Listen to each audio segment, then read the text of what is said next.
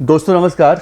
कल हरियाणा के रोहतक के रिटौली गांव में जिस तरह से गैंगस्टर हिमांशु भाऊ ने अपने विरोधी गैंग के बदमाश अंकित बाबा और सनी के चाचा अनिल की गोली मारकर हत्या करवा दी, बहुत ही कम समय में यानी 7 से 8 सेकंड के अंदर दनादन 15 गोलियां मारकर उसकी हत्या कर दी जाती है। 8 गोली उसे लगी और गोली कहीं मिस हो गई। लेकिन इस हत्याकांड के बाद, इस गैंग वॉर के बाद अब एक सवाल उठ रहा है कि क्या रोहतक के अंदर अब इस तरह से जो गैंग वॉर देखने को मिल रहा है, क्या रोहतक के अंदर जिस तरह से लॉ एंड ऑर्डर की स्थिति बेकाबू हो चुकी है, क्या ये जो गैंगस्टर हैं ये किसी से डरते नहीं हैं? पुलिस इन्हें पकड़ती तो है, पकड़ने के बाद ये जेल भी जाते हैं, जेल जाने के बाद वहाँ से बैठकर अपराध करने लगते हैं। तमाम इस तरह की बातें हैं जो रोहतक के अंदर अब लोग सवाल उठा रहे हैं या कहीं ना कहीं डर रहे हैं। लेकिन आज के वीडियो में मैं बात करूंगा दोस्तों कि इस पूरे मामले में अपडेट क्या है, और दूसरा ये कि आज जो गैंग वॉर हुई है या रटौली के इस गांव में अंकित बाबा और उसका छोटा भाई सनी जो बहुत बड़े बदमाश बताए जाते हैं और जिनके चाचा की हत्या हिमांशु भाऊ ने करवाई है, तो आखिर हिमांशु भाऊ और इन दोनों के बीच में दुश्मनी क्या थी?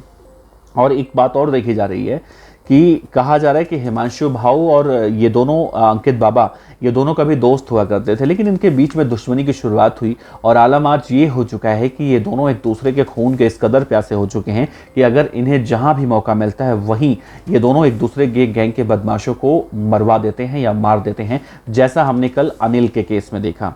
तो सबसे पहले इस पर बात करेंगे। दूसरी चर्चा दोस्तों ये करेंगे कि आखिर अब इस गैंग वॉर के बाद अंकित बाबा और सनी गैंगस्टर क्या पलटवार कर सकते हैं, और वो मेन जड़ क्या थी जो इन दोनों दोस्तों के बीच में दुश्मनी की वजह बनी और जो आज एक दूसरे के खून के दोनों प्यासे बन चुके हैं। तो इस वीडियो के अंत तक बने रहिएगा दोस्तों। नमस्कार, मेरा नाम है देवनाथ पांडे और आप रोजाना की तरह देख रहे हैं BDF न्यूज।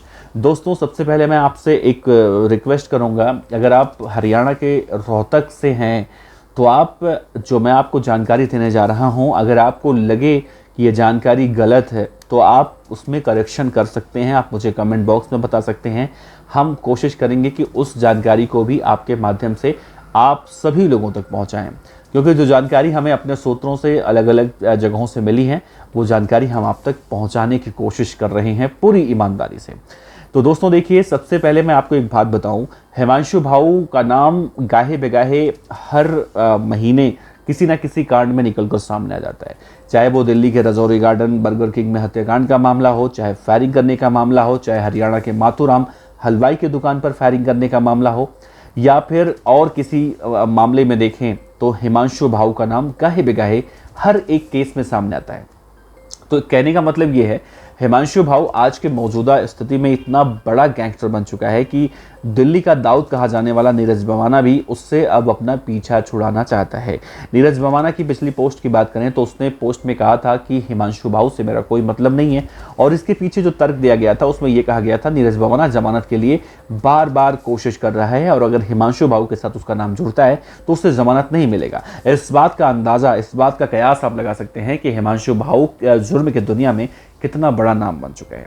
अब आते हैं इन दोनों के दोस्ती और दुश्मनी के बीच में। तो कहा जाता है कि भाई ये दोनों कभी एक दूसरे के जिगरी दोस्त हुआ करते थे, बचपन से ही एक ही गांव के थे, तो स्कूल में पढ़ते थे, साथ में खेलते थे, क्रिकेट खेलते थे, गिल्ली डंडा तक खेलते थे, और इनके बीच में दोस्ती वैसी थी जैसे एक आम दोस्तों के अंदर होती है। आप भी गाँव के होंगे, हम भी गाँव के हैं, शहर के हैं, कहीं के भी हैं, तो हमारे जो दोस्त होते हैं स्कूल टाइम के जैसे रहते हैं, ठीक वैसी ही इनकी दोस्ती दोनों की हुआ करती थी। उसमें अंकित बाबा भी था, सनी गैंगस्टर भी था, हिमांशु भाऊ भी था।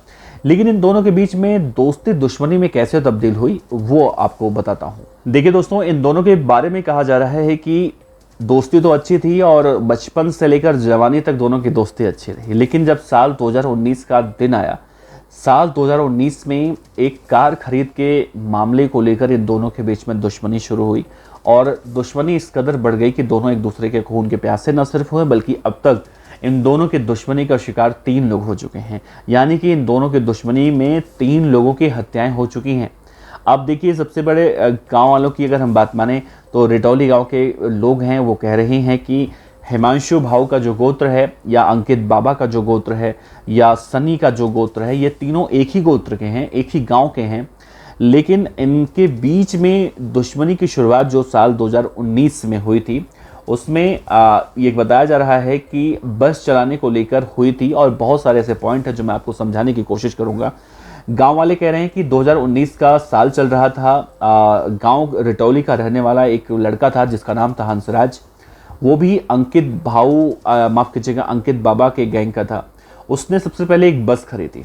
बस को रोड पर चलने को लेकर जब बस रास्ते में चलती थी अपने गंतव्य स्थान पर जाने के लिए, तो कहीं ना कहीं रोजाना कोई ना कोई विवाद हुआ करता था। और इस विवाद से निपटने के लिए देखा जाए तो जो हंसे नाम का व्यक्ति था जो बस खरीद चुका था, उसने हिमांशु भाऊ से सुरक्षा मांगी ताकि उस रोड पर उनकी बस में जो झगड़े होते हैं उनसे बचा जा सके।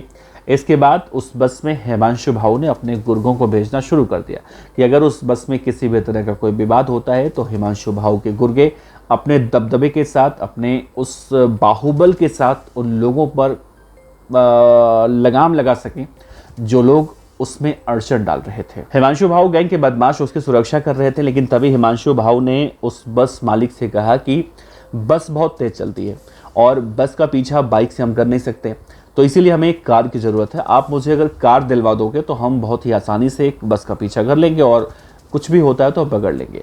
अब हंसे ने क्या किया, उसने बस हिमांशु भाऊ को लोन पर एक कार दिलवा दिया, जो अभी जानकारी आ रही है। हंसे ने हिमांशु भाऊ को लोन पर कार तो दिलवा दिया, लोन वो भरता था, कार हिमांशु भाऊ गैंग के बदमाशों के पास था।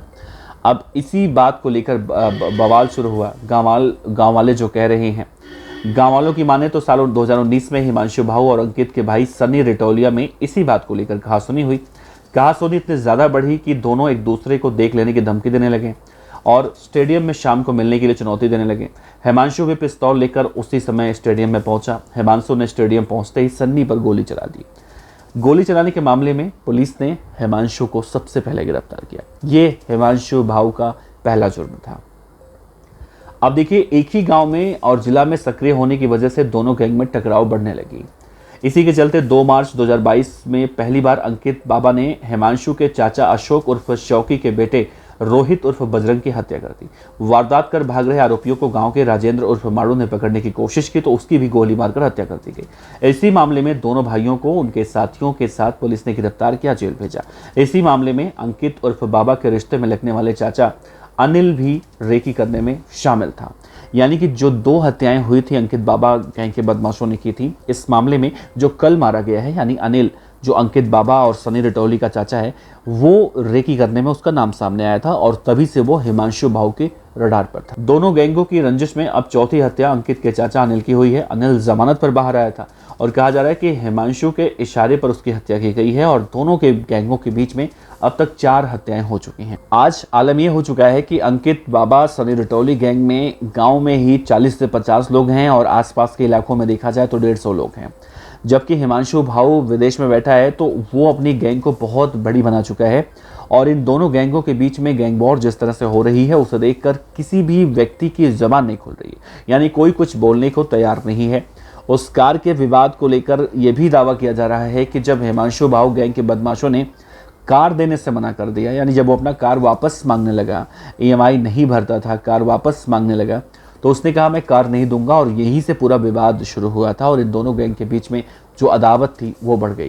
पुलिस के मुताबिक अंकित बाबा पर साल 2016 में पहली बार मारपीट, धमकी और SC/ST में मामला दर्ज हुआ था। जमानत पर बाहर आने के बाद 2018 में मारपीट और धमकी का केस दर्ज हुआ, 2022 में हत्या का केस हुआ और इसके बाद 2023 में पुलिस ने उसे गिरफ्तार किया और तब से वो जेल में बंद है। वहीं अंकित के भाई सनी की बात करें तो उसके खिलाफ पहली बार झज्जर में 2021 में मारपीट और धमकी का मामला दर्ज हुआ था। इसके बाद दिसंबर 2021 में बेरी थाने में जानलेवा हमला और 2022 में शिवाजी कॉलोनी थाने में हत्या का मुकदमा दर्ज हुआ। अब हिमांशु भाऊ के गैंगस्टर बनने की कहानी की अगर बात करें तो हिमांशु भाऊ उसी रोहतक के रिटौली गांव का रहने वाला है। 2019 तक वो नॉर्मल स्टूडेंट था। पढ़ाई के दौरान उसने फायरिंग की, जैसा मैंने आपसे जिक्र किया। उस पर पहली बार हत्या का मुकदमा दर्ज हुआ। उस वक्त हिमांशु भाऊ की उम्र 17 साल की थी। रोहतक पुलिस ने जब हिमांशु को फायरिंग के केस में पकड़ा तो नाबालिग था। उसे हिसार में बाल सुधार गृह भेजा गया, लेकिन वहां से भी वो फरार हो गया। यहाँ से हिमांशु जब भागा तो कभी पुलिस के हाथ नहीं आया। उस पर रोहतक, झज्जर और दिल्ली में एक के बाद एक कई केस दर्ज होते चले गए। अब देखिए, खतरनाक गैंगस्टर हिमांशु भाऊ पर कुल 2.5 लाख रुपए का इनाम है। 1.5 लाख रुपए का इनाम हरियाणा की पुलिस ने उसके ऊपर रखा है और 1 लाख का इनाम दिल्ली पुलिस ने रखा है, क्योंकि दिल्ली और हरियाणा इन दोनों जगहों पर हिमांशु भाऊ का नाम कहीं ना कहीं हर केस में आता है। इसीलिए हिमांशु भाऊ की तूती बहुत ज्यादा बोलती है। तो इन दोनों गैंगों के बीच में गैंग वॉर की शुरुआत जो हुई थी वो यहीं से हुई थी। अगर आपको लगता है कि इससे कुछ अलग है या इसमें कुछ और जोड़ा जा सकता है या कोई बात और सच है तो ज़रूर बताइएगा, क्योंकि अभी भी ग्रामीण पूरी तरह से इन दोनों के बारे में बताने से डर रहे हैं। तो जो जानकारी आई थी वही जानकारी हम आप तक पहुंचा रहे थे। आपका बहुत बहुत शुक्रिया। अपने विचार ज़रूर रखिएगा, कहाँ से देख रहे हैं ये ज़रूर बताइएगा। नमस्कार, जय हिंद।